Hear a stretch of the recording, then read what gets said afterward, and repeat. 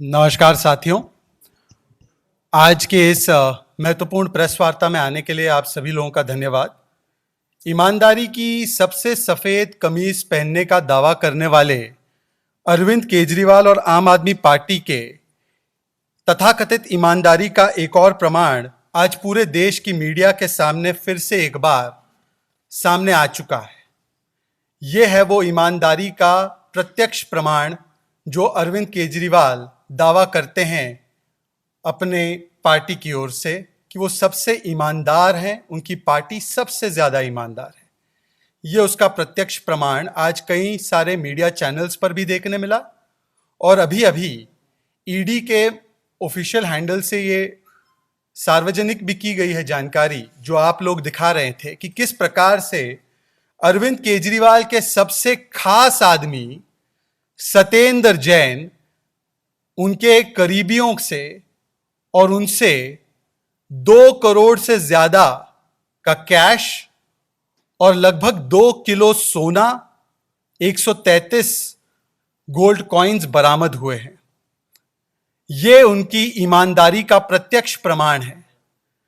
वैसे तो प्रत्यक्ष को प्रमाण की आवश्यकता नहीं होती है, परंतु समझ में नहीं आता कि अरविंद केजरीवाल जी जो सबसे ज्यादा ईमानदारी की कमीज पहनने का दावा करते हैं, उनकी क्या ऐसी मजबूरी है कि आज तक वो दिल्ली के हेल्थ मिनिस्टर से बने हवालात मिनिस्टर, उनके खास मित्र और खास व्यक्ति सत्येंद्र जैन का इस्तीफा नहीं ले पा रहे हैं। वैसे तो आम आदमी पार्टी की सरकार की उपलब्धि यह है कि पंजाब और दिल्ली दोनों ही जगह जहां पर उनकी सरकारें हैं, वहां पर उनके हेल्थ मिनिस्टर हवालात मिनिस्टर बने हैं। परंतु एक हवालात मिनिस्टर के लिए ऐसी क्या हमदर्दी है इस देश के गद्दार के लिए, और यह शब्दावली खुद अरविंद केजरीवाल ने भ्रष्टाचारियों के लिए इस्तेमाल की है।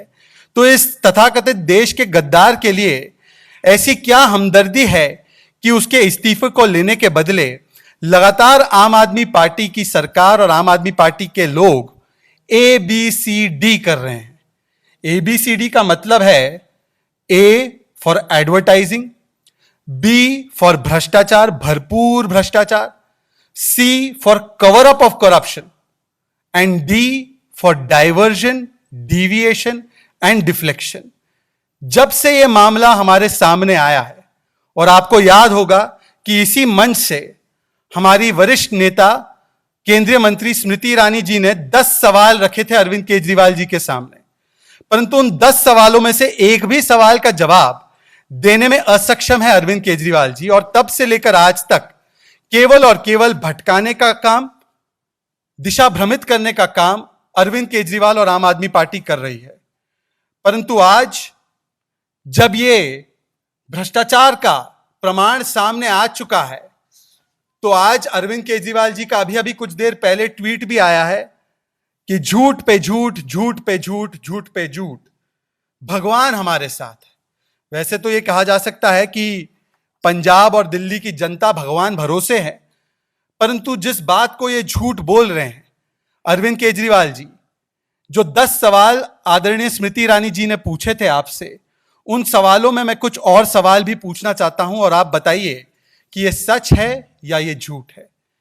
क्या यह 2019 का दिल्ली हाईकोर्ट का ऑर्डर, जिसमें पैरा नंबर 30 पर सत्येंद्र जैन को इंडाइट किया गया है, दोषी पाया गया है, और मैं पढ़कर सुनाऊंगा आपको।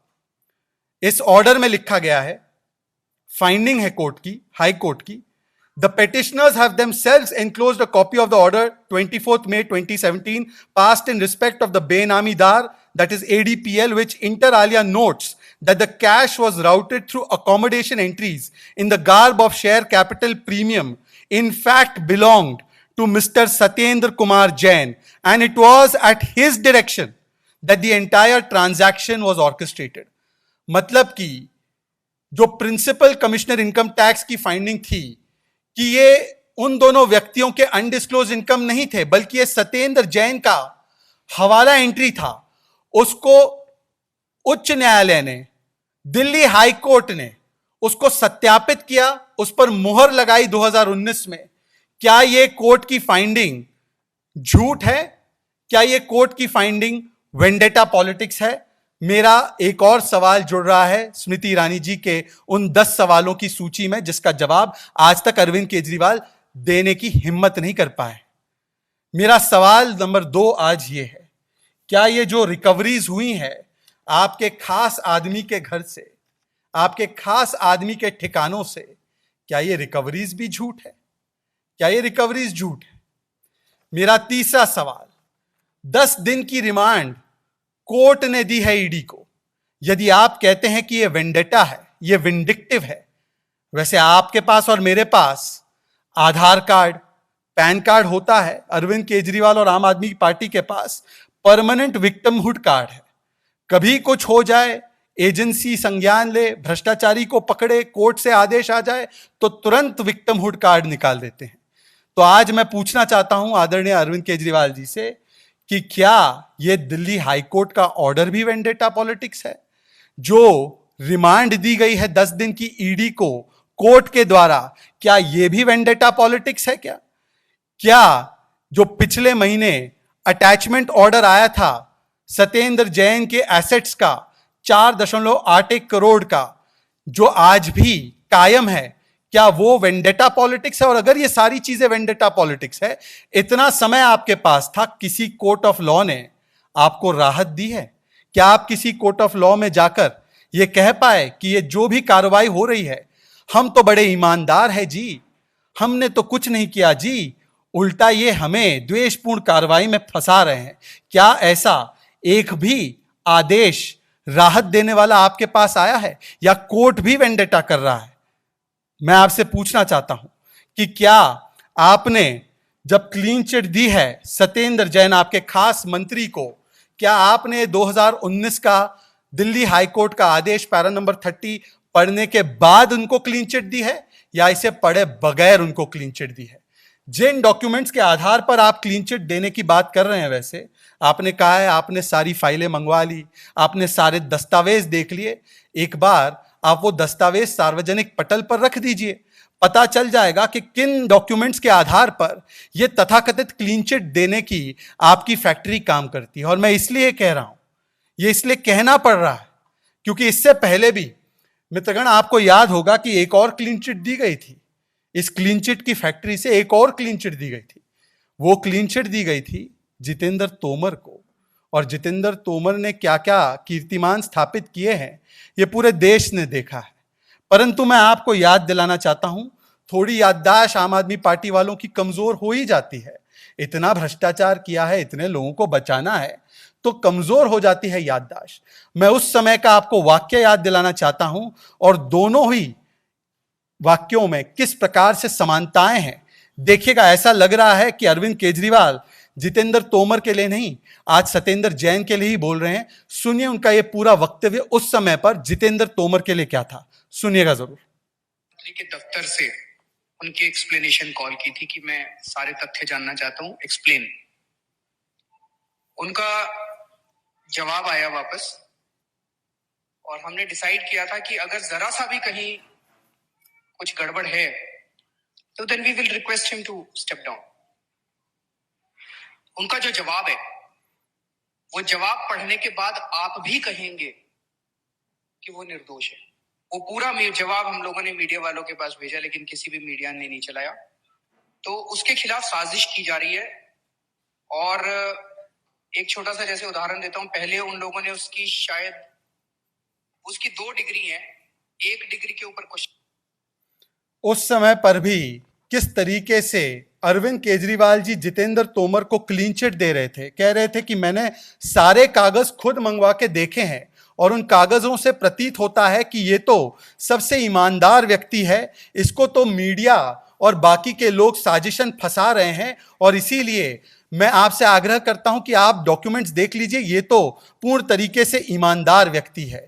आज यही बात वो सत्येंद्र जैन के लिए कह रहे हैं, और इसीलिए मैं पूछ रहा हूं फिर से एक बार, क्या सत्येंद्र जैन के वो कागज आपने देखे हैं?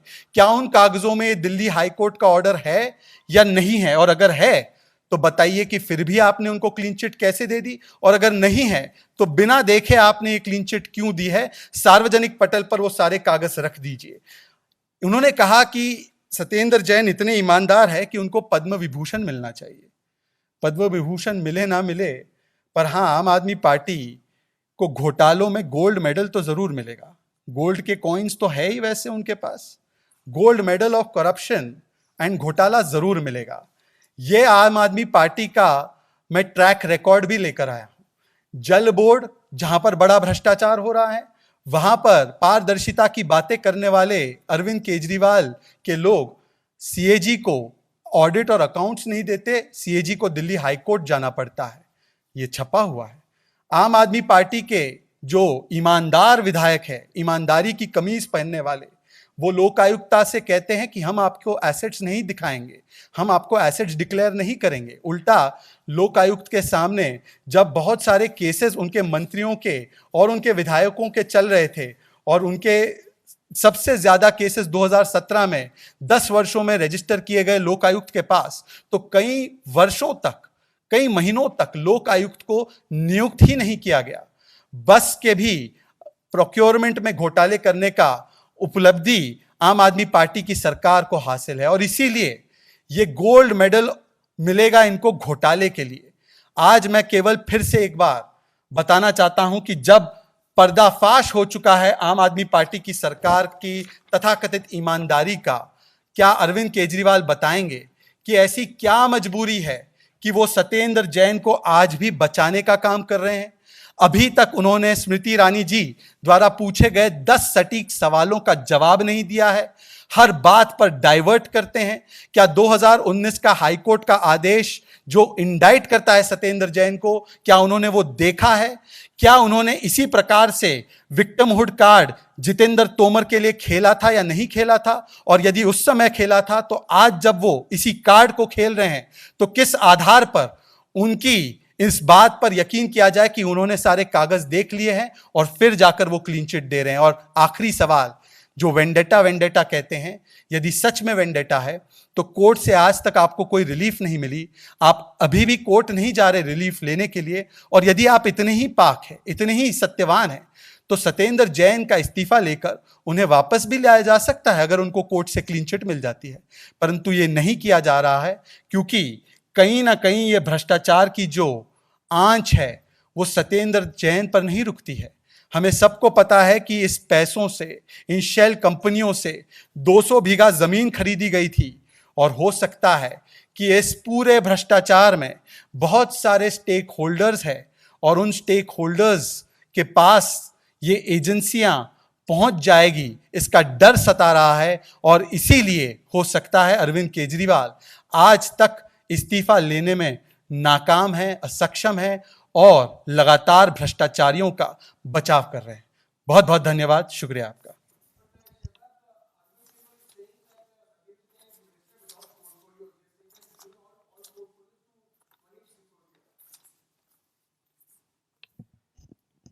हेल्थ मिनिस्टर पंजाब का तो इस्तीफा तुरंत ले लिया गया, वहां पर तो कोर्ट की फाइंडिंग भी नहीं थी, फिर भी उनका इस्तीफा ले लिया गया और उनको मंत्री पद से बाहर कर दिया गया।